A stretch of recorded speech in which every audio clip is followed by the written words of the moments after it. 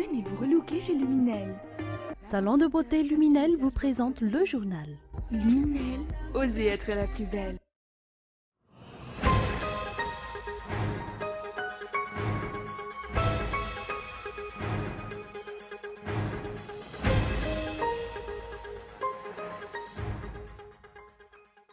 Les réactions fusent après la rencontre du mardi 24 août 2016 au Palais Diablou entre une délégation de journalistes et le chef de l'État portant sur le code de la communication.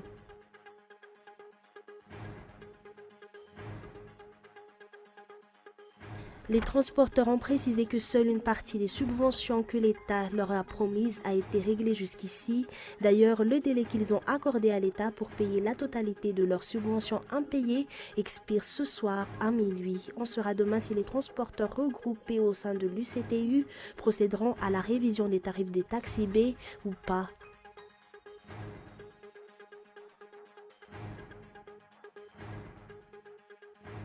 En Afghanistan, 7 étudiants, 3 policiers et 2 gardes ont été tués lors d'une attaque contre l'université américaine de Kaboul.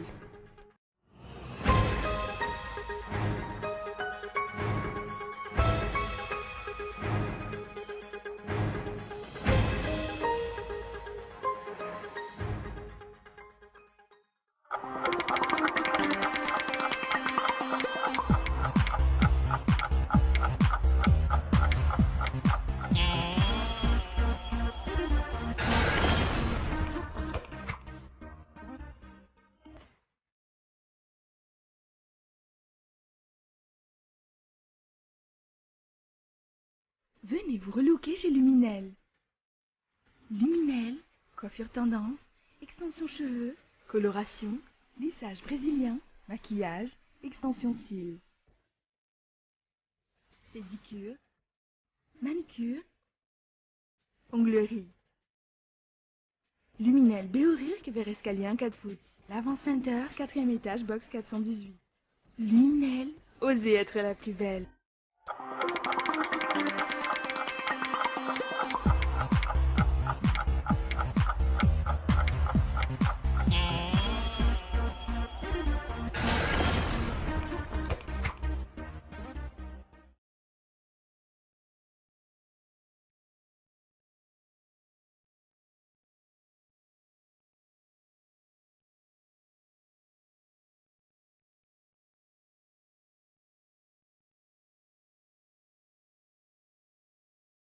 Mesdames et messieurs, bonsoir et bienvenue dans cette nouvelle édition du journal en version française sur Cool TV. Nous ouvrons ce journal avec les actualités nationales. Les réactions fusent après la rencontre du mardi 24 août 2016 au Palais Diablou entre une délégation de journalistes et le chef de l'État portant sur le code de la communication. La dernière réaction en date sur celle de l'Observatoire des médias et de la communication à Madagascar. Les détails. Yiluntser, l'Observatoire des médias et de la communication en Madagascar, voit d'un très mauvais œil la rencontre de mardi dernier entre une délégation de journalistes et le chef de l'État à Yavlou. Une rencontre axée sur le code de la communication. Cette ONG dénonce les tentatives d'instrumentalisation des professionnels des médias dans le dessein d'aggraver la scission et la désolidarité entre les professionnels de la profession, ainsi que l'exclusion de la société civile de cette ultime démarche, malgré la place qu'elle a déjà occupée depuis le début du processus d'élaboration du projet de code jusqu'à la résolution de la présente crise. Yiluntser considère ce geste comme une volonté d'exclure la société civile de tout contrôle du nouveau système médiatique à venir et plus précisément de la régulation publique du politique, notamment en éliminant le quota des organisations de la société civile dans la composition de l'ANRCM, Autorité nationale de régulation de la communication médiatisée. L'Observatoire des médias et de la communication à Madagascar regrette que les autorités, aggravant la défiance des citoyens, s'entêtent à considérer la problématique du code de la communication comme une affaire guerrière entre l'État et les journalistes ou entre les institutions elles-mêmes et regrette également que l'État, dans l'obsession de la conquête et de la conservation du pouvoir, persiste à promulguer le code qui confisque le pouvoir de création par la rencontre, le débat et la coopération. Ainsi, Yiloutsera lance entre autres un appel à toutes les entités concernées à reprendre le chemin du dialogue, tout en précisant que les décisions de la HCC renvoient à de nouvelles discussions. Cette prochaine étape s'inscrira dans la résolution de la crise et pourra être mise sous l'égide de la société civile et civique dans un souci d'équité, de transparence et de vérité, seule garantie de la réussite d'une telle mission, qu'il s'agisse d'un espace de concertation ou autre, poursuit-il.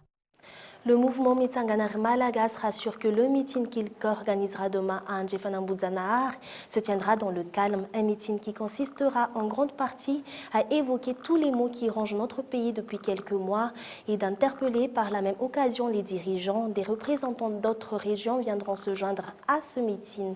Reportage de Muramanch.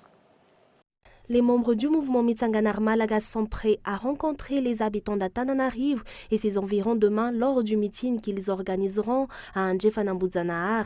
La commune urbaine d'Antananarivo n'ayant toujours pas donné suite à la demande qu'ils ont soumise, des simples citoyens ainsi que plusieurs associations ont été invités à ce meeting. Nous avons décidé lors de notre réunion d'hier d'organiser ce meeting à Ndjefanambouzanaar au terrain clos situé entre le Tubratsimanjava et la Djirama. À travers ce meeting, nous comptons interpeller les tenants du pouvoir sur tout ce qui ne va pas dans le pays. Nous tenons à rassurer que ce meeting sera organisé dans le calme.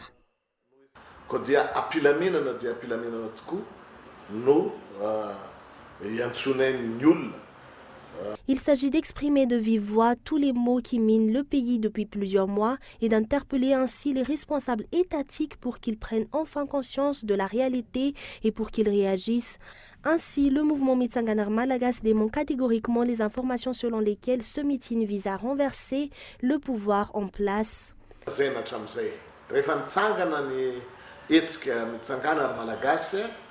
Dès la création du mouvement Mitsanganar Malagas, certaines personnes avaient imaginé que nous allions créer des troubles ou renverser le régime en place. Nous, ce que nous voulons, c'est dénoncer les souffrances de la population, car le peuple ne supporte plus la difficile situation dans laquelle se trouve le pays. Les représentants des citoyens pourront ainsi s'exprimer librement à cette occasion sur les réalités dans le pays, une opportunité qui se présente très rarement depuis l'ascension au pouvoir de l'actuel régime qui prône pourtant la démocratie et l'état de droit à Madagascar.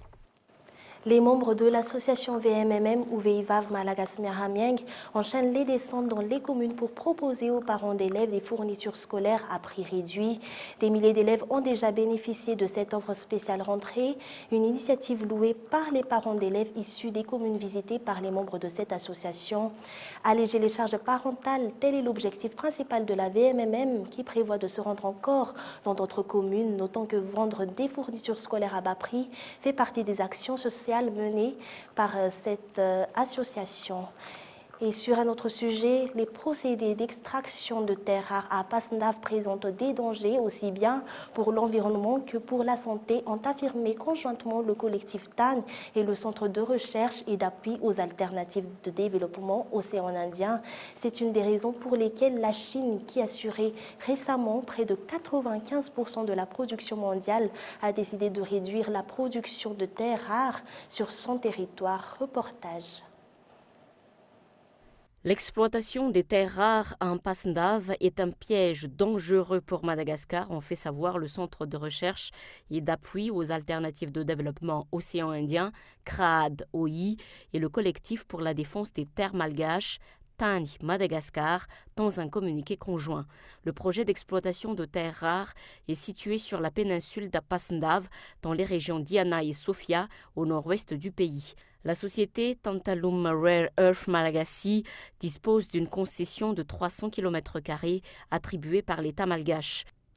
Elle prévoit de procéder à un essai d'exploitation pilote et de construire une usine dans la zone de Betembouai, tout près du bord de la mer, parallèlement à la poursuite de la recherche dans d'autres zones d'Apassendav. Elle a annoncé en février 2015 que des milliers de forages exploratoires effectués sur 130 km² ont permis de découvrir que le gisement de la région d'Apassendav recèlerait 130 millions de tonnes d'argile latéritique contenant des oxydes de terre rares à une concentration de 0,08%. Selon l'entreprise, les argiles ioniques de Madagascar, dont 20% semblent être des terres rares lourdes, les plus recherchées et les plus difficiles à produire, sont similaires à ceux exploités dans le sud de la Chine. La technologie qui semble être la plus indiquée pour leur exploitation est la lixiviation sur site, un procédé qui consiste à forer des trous dans la couche de minerai et à injecter dans le sous-sol, à l'aide d'une série de puits injecteurs, une solution utilisant généralement du chlorure de sodium ou du sulfate d'ammonium qui va dissoudre le minerai dans son milieu. Pour obtenir 1 tonne de terre rare, il faut environ 100 000 tonnes de terre argileuse. Or, la société Tantalus annonce une production de 10 000 tonnes par an pendant 40 à 50 ans. 1 milliard de tonnes de terre argileuse devra ainsi être remué et traité. Par conséquent, tout le couvert végétal actuel, comprenant la flore naturelle endémique à la région, incluant des forêts, les rizières, les plantations de cultures de rente ou d'autres produits agricoles, ainsi que les espaces nécessaires aux moyens de subsistance des communautés riveraines, sera gravement affecté et risque en fait de disparaître totalement. Il en est de même de la faune, des habitations et des infrastructures existantes. Les impacts résultant de l'implication de l'eau dans ce procédé d'extraction s'avèrent aussi graves. La production d'1 tonne de terre rare générant 1 000 tonnes d'eau contaminée par du sulfate d'ammonium et des métaux lourds et 2 000 tonnes de déchets toxiques. Une telle exploitation produirait donc 10 millions de tonnes d'eau contaminée et 20 millions de tonnes de déchets toxiques chaque année, soit respectivement 500 millions de tonnes et 1 milliard de tonnes au bout d'un demi-siècle. Voilà pourquoi le collectif Tang et le CRAAD OI ont décidé d'alerter l'opinion et les responsables sur les dangers que représente cette exploitation de terres rares à Ampassndave. Le délai que les transporteurs ont accordé à l'État pour payer la totalité de leurs subventions impayées expire ce soir à minuit. On saura demain si les transporteurs regroupés au sein de l'UCTU ou l'Union des coopératives de transport urbain procéderont à la révision des tarifs des taxis B ou pas. Aujourd'hui, ni l'Agence de transport terrestre ou ATT ni l'UCTU ont souhaité s'exprimer sur ce sujet. Cependant, certaines coopératives de transport ont déjà fait savoir qu'ils ne vont pas augmenter les frais de transport. Les transporteurs ont précisé que seule une partie des subventions que l'État leur a promises a été réglée jusqu'ici. Et sur le plan international, les secouristes italiens ont travaillé d'arrache-pied toute la nuit de jeudi à vendredi pour essayer de retrouver des survivants dans les décombres du village d'Amatrice ravagé par le tremblement de terre du 24 août. Suivant le reportage de France 24. Cette femme peine à croire ce qui est arrivé à son village. Des centaines de secouristes fouillent les décombres à la recherche de rescapés, car chaque heure qui passe réduit leurs chances de survie. Jusque-là, on a retrouvé uniquement des personnes décédées, malheureusement. Il est encore possible de retrouver des survivants, mais plus le temps passe, plus c'est difficile. L'avitaillement par les airs est continuel. Au sol, des structures de prise en charge sont mises en place, comme ce jardin, transformé en camp de fortune par les bénévoles. Il est dédié aux familles et enfants du village. Il y a des gens qui dorment encore dans des voitures. On ne peut pas les forcer, mais on les invite en disant qu'il y a un repas chaud, que la tente est toujours plus sûre que la voiture. Soudain, le sol tremble sous nos pieds. À 100 mètres, l'une des façades de l'école s'effondre. Les répliques sont fréquentes et rappellent que la zone est toujours sous alerte. Alberto et sa famille ont survécu au séisme. Il nous montre sa maison, endommagée. Dorénavant, tous dormiront dans des tentes. Il a du mal à dissimuler son émotion. C'est une petite communauté, on se connaît tous. En plus, samedi, il allait y avoir une fête du village. Donc il y a beaucoup de gens qui étaient revenus pour l'occasion. Beaucoup de touristes, beaucoup de personnes qu'on connaissait. Ils sont morts. Beaucoup d'amis aussi. Comme Alberto, ils sont des centaines à avoir subi les conséquences du séisme. Dans ce camp improvisé, 350 personnes sont logées et prises en charge après la perte de leur maison et parfois d'un membre de leur famille. L'accès est interdit aux journalistes afin de préserver les victimes encore sous le choc. En Afghanistan, 7 étudiants, 3 policiers et 2 gardes ont été tués lors d'une attaque contre l'université américaine de Kaboul. Les détails avec France 24. Très vite, les forces de sécurité encerclent l'établissement. Il est aux alentours de 18h30 heure locale lorsque des hommes armés attaquent l'université américaine de Kaboul. Abdoul est étudiant, il a réussi à s'enfuir. Après l'explosion, nous avons entendu des coups de feu et j'ai paniqué. Mais il y a une issue de secours ici et nous sommes sortis de l'université de cette façon. Pour l'heure, les opérations continuent. Des conseillers militaires américains ont été dépêchés pour venir en aide aux autorités afghanes. On ignore si les assaillants sont toujours retranchés dans l'établissement. Des tirs ont été entendus près d'1 heure après le début de l'attaque. Selon des témoins, des dizaines d'étudiants et de professeurs sont toujours pris au piège à l'intérieur de l'université. La police a bloqué toutes les routes et ils ne nous laissent pas nous approcher de l'université. Donc nous attendons ici car nos amis et nos camarades de classe sont encore à l'intérieur et nous sommes inquiets pour eux. L'université créée en 2006 compte 1700 élèves. À 19h, le campus est souvent bondé. La plupart des étudiants suivent les cours du soir. Et avant de vous quitter, voici brièvement les principaux titres développés dans ce journal. Les réactions fusent après la rencontre du mardi 24 août 2016 au Palais d'Yavlou entre une délégation de journalistes et du chef de l'État portant sur le code de la communication.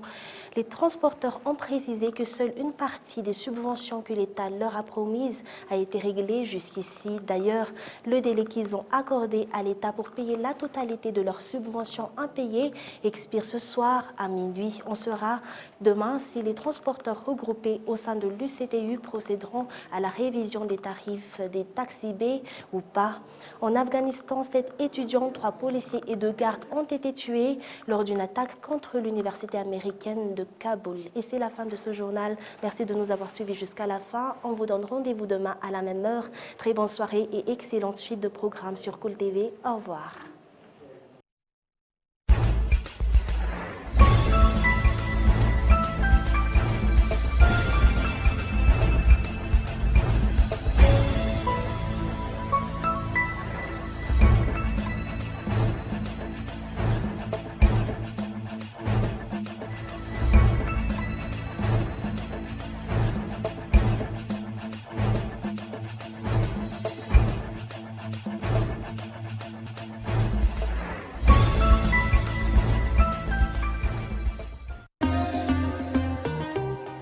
Venez vous relooker chez Luminel. Le journal vous a été présenté par Salon de beauté Luminel. Luminel, osez être la plus belle.